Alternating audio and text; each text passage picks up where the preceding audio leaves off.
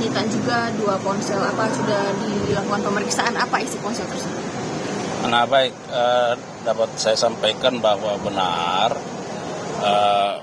dari tersangka DJU ya oleh penyidik telah dilakukan penyitaan terhadap beberapa barang bukti yang dititipkan oleh DJU kepada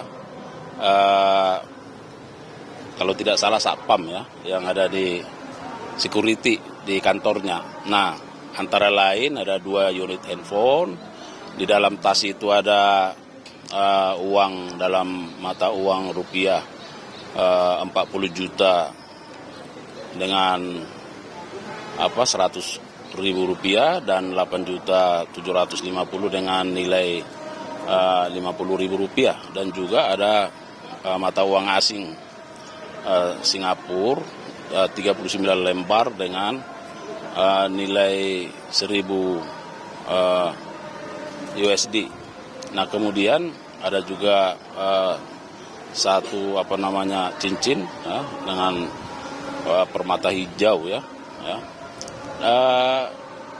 Perlu saya sampaikan bahwa penyidik juga sudah melakukan pemeriksaan terhadap security yang dimaksud. Nah, tetapi yang bersangkutan hanya dititipin.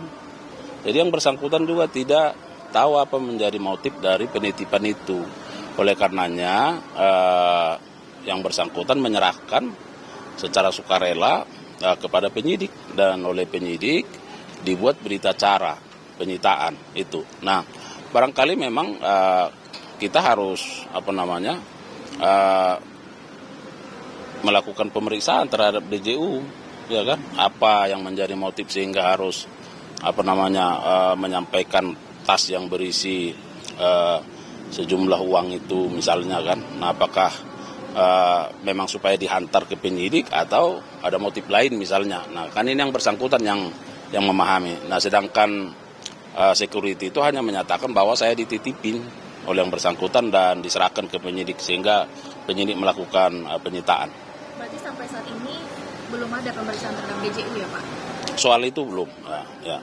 Karena sebagai update dapat saya sampaikan hari ini yang sedang diperiksa untuk pemeriksaan lanjutan itu saudara MS, kemudian saudara MW, ya, WG, ya, dan MSY. Nah, MSY. Nah, karena kita tahu bahwa sesuai dengan apa yang sudah disampaikan, MSY ini kan dari pihak corporate, ya kan. Nah, tentu seputaran terkait dengan sumber-sumber, ya, dana dan seterusnya itu yang akan digali oleh penyidik. Pak, kemudian terkait pengembangan kasus, apakah juga akan memeriksa pegawai Pengadilan Negeri Jakarta Pusat mantan, maksud kami, dalam hal ini mantan Ketua PN Jakpus? Ya, hal tersebut sangat tergantung dengan apakah itu menjadi kebutuhan penyidikan, ya.